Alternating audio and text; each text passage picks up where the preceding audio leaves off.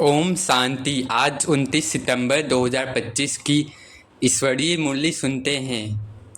बाबा ने कहा, मीठे बच्चे, बाप आए हैं तुम्हें ज्ञान का तीसरा नेत्र देने, जिससे तुम सृष्टि के आदि मध्य अंत को जानते हो।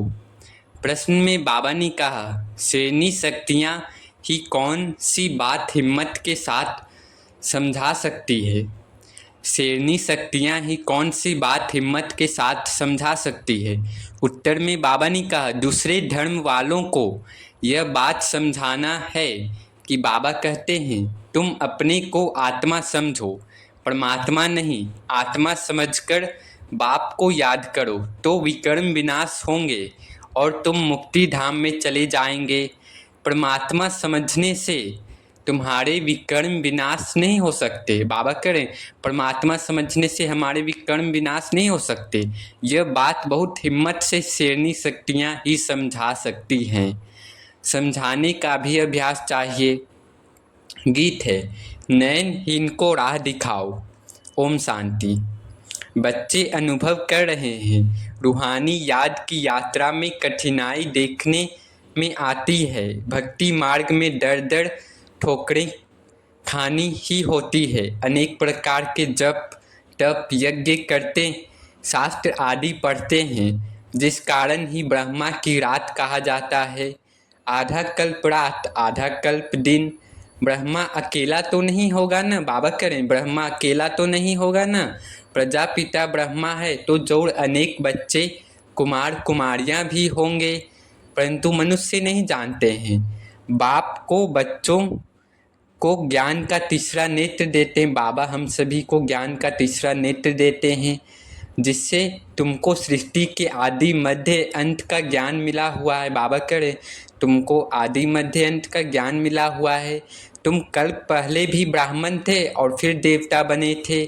जो बने थे वही फिर बनेंगे। आदि सनातन देवी देवता धर्म के तुम हो। तुम ही पूज्य और पुजारी बनते हो। अंग्रेजी में पूज्य को वर्शिपदी और पुजारी को वर्शिपल कहा जाता है।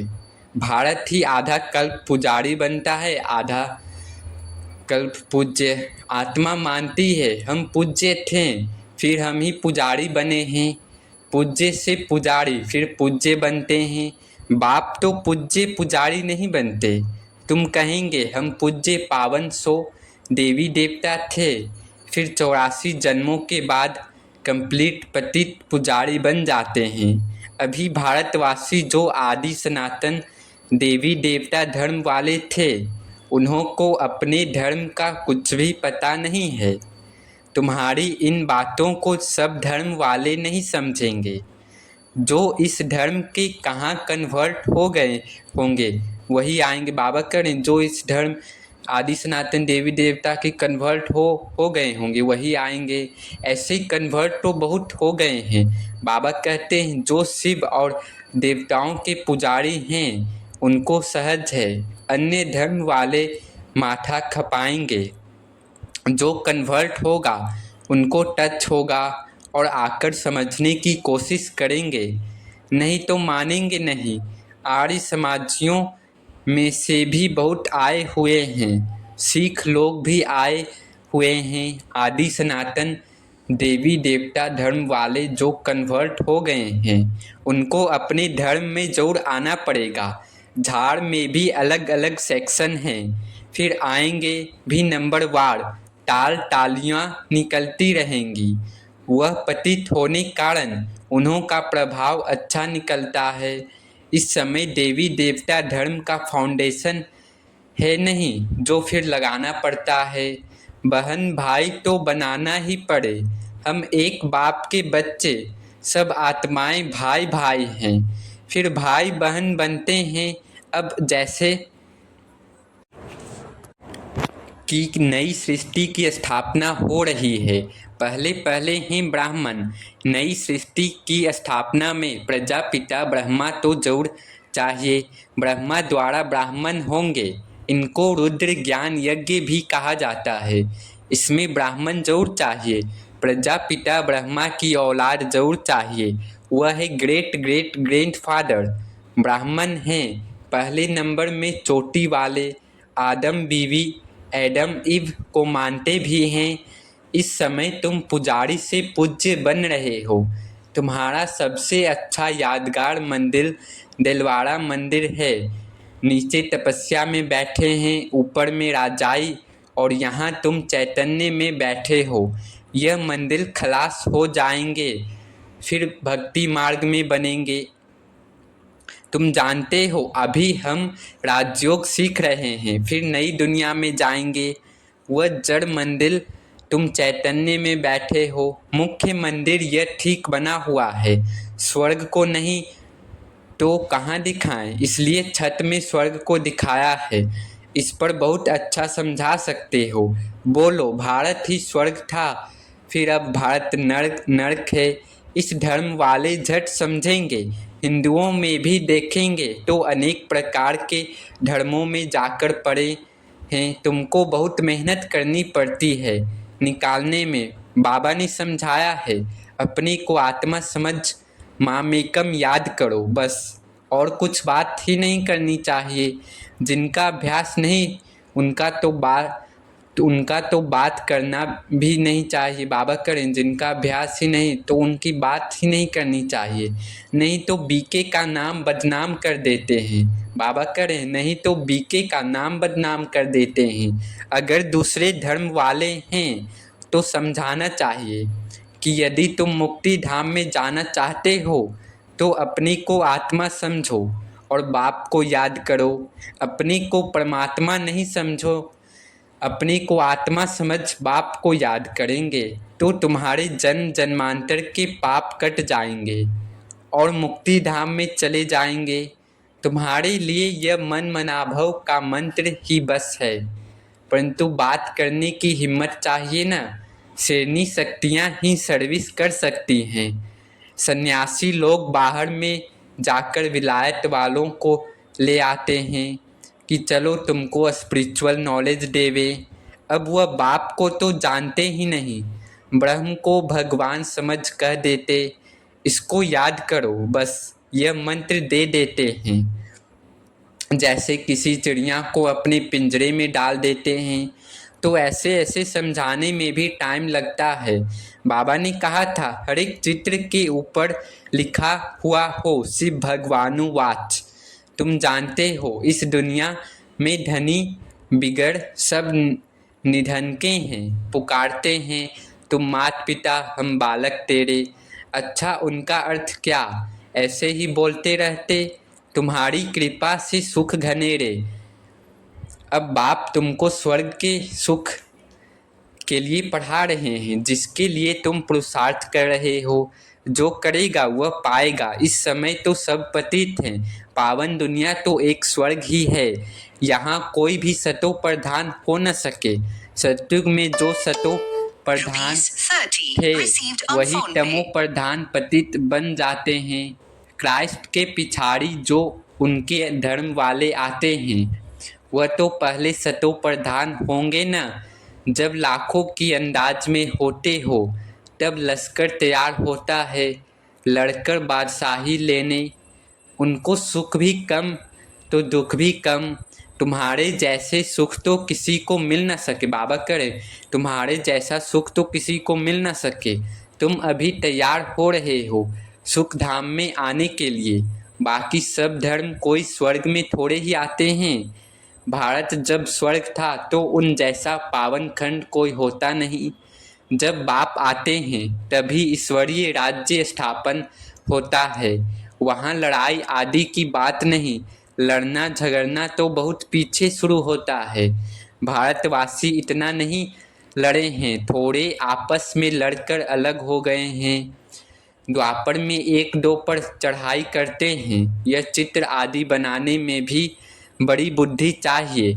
यह भी लिखना चाहिए कि भारत जो स्वर्ग था सो फिर नरक जैसा कैसे बना है। आकर समझो, भारत सदगति में था अब दुर्गति में है। अब सदगति को पाने के लिए बाप ही नॉलेज देते हैं। मनुष्यों में यह रूहानी नॉलेज होती नहीं, यह होती है परमपिता परमात्मा में। बाप यह नॉलेज देते हैं आत्माओं को, बाकी तो सब मनुष्यों को ही देते हैं।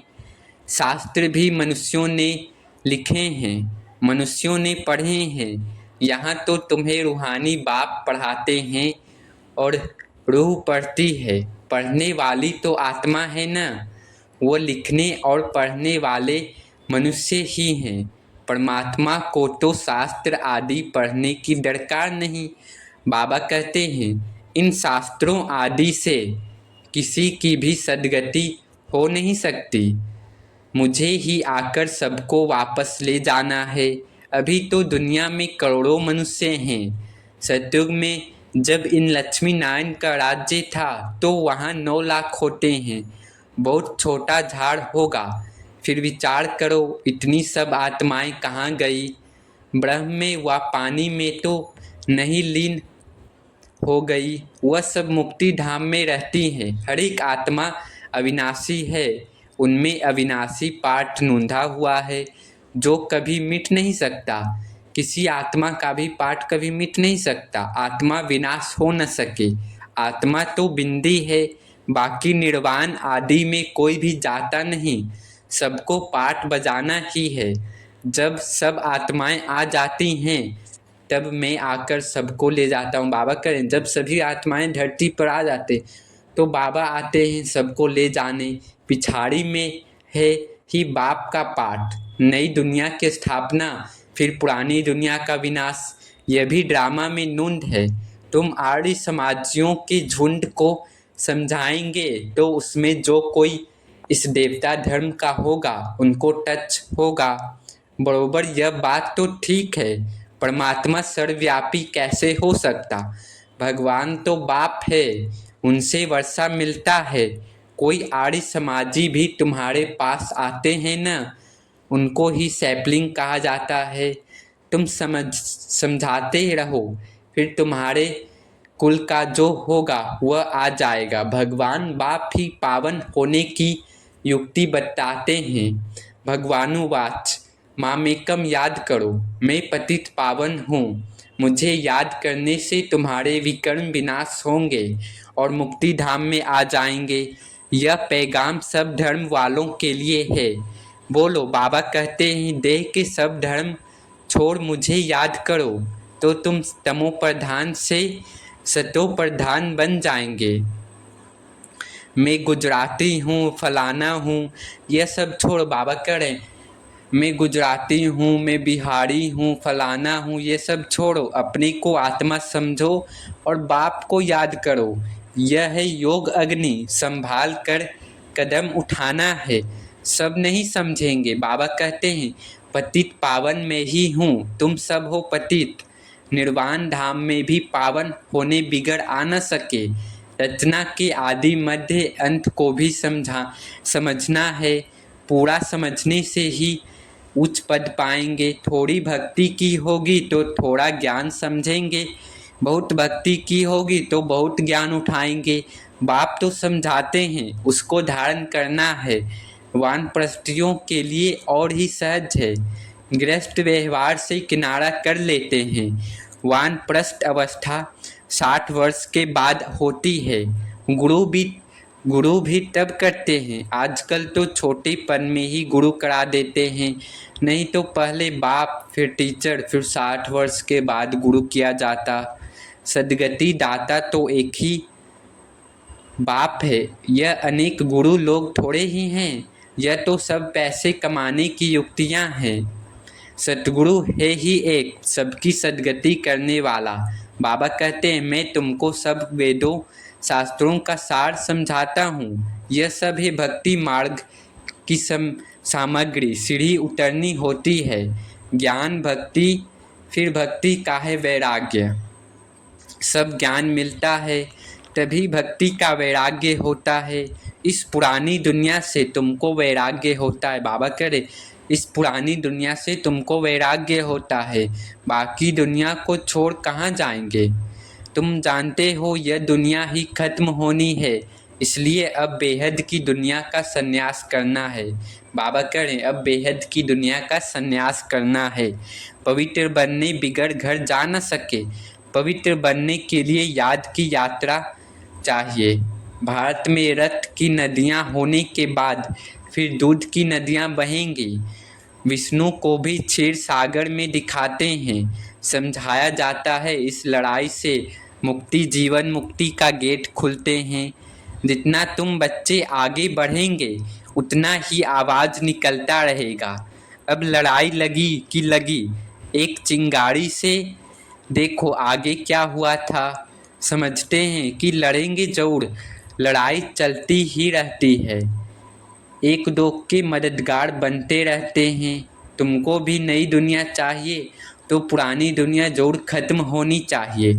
अच्छा, मीठे मीठे सिखिलदे बच्चों प्रति माता पिता बाप दादा का याद प्यार और गुड मॉर्निंग।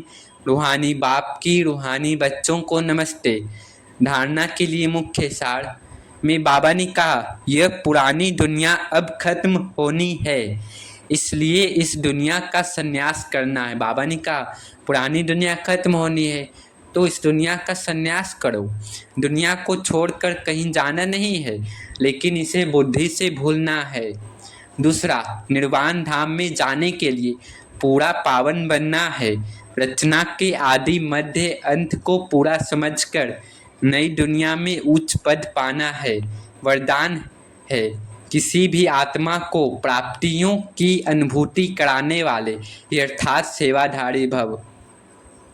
बाबा करे अर्थात सेवा भाव अर्थात सदा हर आत्मा के प्रति शुभ भावना श्रेष्ठ कामना का भाव।